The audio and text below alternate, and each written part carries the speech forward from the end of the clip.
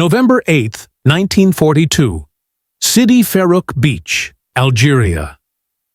As the first American infantry units waded ashore during Operation Torch, they carried a secret weapon that would forever change modern warfare. The M1 rocket launcher, soon to be known simply as the bazooka. Few of the soldiers knew how to use it, yet within 18 months, this $25 steel tube would force Germany to completely rethink its armored doctrine. The weapon's story began just 6 months earlier, at the Aberdeen Proving Ground in Maryland. There, Colonel Leslie Skinner and Lieutenant Edward Oule hastily assembled a crude launcher using scrap metal and a bent coat hanger for sights. When Oule fired the first rocket at an old M3 Stuart tank, it struck dead center. Watching the demonstration, General Barnes reportedly exclaimed, "It looks like Bob Burns's bazooka." And with that offhand joke, a legend was born. Barnes immediately ordered 5,000 launchers for mass production, and by October 1942, General Electric and other contractors were turning out thousands each month. Cheap, light, and easy to use, the bazooka gave every infantryman the power to hunt tanks. But the weapon's debut in North Africa was far from smooth. The launchers had arrived in sealed crates marked Top Secret, and troops were forbidden to open them until the invasion began. Lacking training, American soldiers learned to use the bazooka in combat under fire. Moisture-damaged rockets often failed to detonate, and the first field reports were discouraging. Still, within days, the 1st Armored Division reported destroying French Renault tanks with the new weapon. When the Germans overran American positions, at Kasserine Pass in early 1943, they captured several intact bazookas and sent them to Berlin for analysis. Amazed by the weapon's simplicity, German engineers quickly copied the design, creating the Panzerschreck, a heavier version with a larger 88mm warhead. By late 1943, both sides were fielding rocket launchers on the battlefield. But the E-2 Americans were producing them faster, cheaper, and in greater numbers.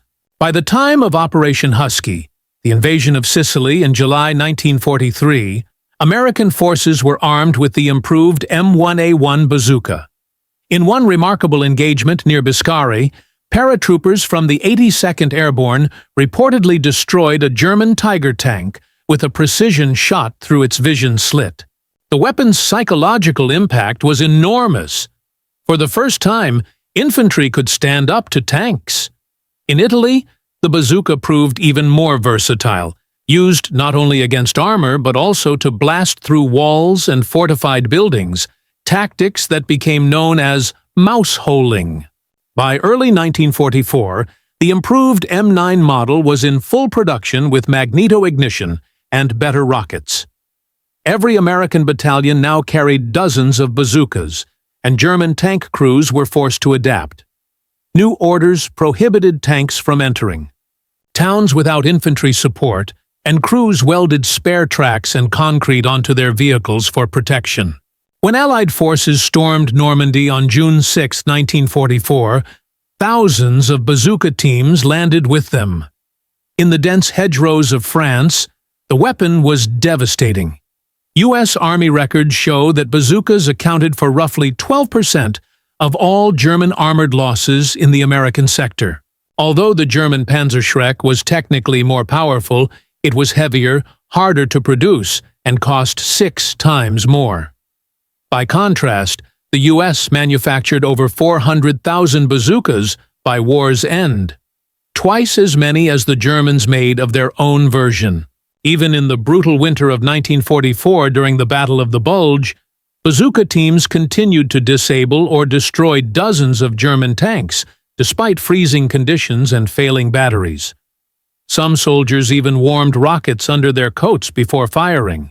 One of the most remarkable examples of bazooka ingenuity came from Major Charles "Bazooka" Charlie Carpenter, who mounted 6 launchers on his tiny L-4 reconnaissance plane. Flying low over enemy lines, Carpenter destroyed several German tanks, becoming a legend among American troops. By the end of the war, U.S. factories had produced nearly 500,000 launchers and over 15 million rockets, flooding the battlefield with portable firepower. The bazooka's low cost, about $25 per launcher and $8 per rocket, meant that for the price of a single Sherman tank, the Army could equip 3,000 soldiers with bazookas and thousands of rockets. The weapon's influence stretched far beyond Europe. In the Pacific, U.S. Marines used bazookas to destroy Japanese tanks, bunkers, and caves. At Iwo Jima, Marines fired nearly 2,000 rockets in 6 weeks of fighting. Even after the war, the bazooka's design evolved. The M1 Super Bazooka of the Korean War could knock out Soviet T-34 tanks with ease. Its simple, reliable design inspired generations of anti-tank weapons, from the American Law to the Soviet RPG. The bazooka's impact wasn't just technological, it was symbolic. It represented the power of mass production, innovation, and democracy in wartime. A weapon first built from scrap metal and coat hangers became a symbol of American ingenuity. It gave ordinary soldiers the means to destroy the most feared machines of the Nazi war machine, proving that victory didn't depend on complexity or cost, but on simplicity, adaptability, and numbers. As German Field Marshal Kesselring later admitted, the American rocket launcher changed everything. Our tanks could no longer move freely. From the beaches of Normandy to the snows of Ardennes, the bazooka transformed infantry from victims into tank hunters. It turned factory workers into the true architects of victory, their hands shaping a simple steel tube that helped end a global war. In the words displayed at the U.S. Army Ordnance Museum, the bazooka, proof that American ingenuity and mass production could triumph over complexity and craftsmanship.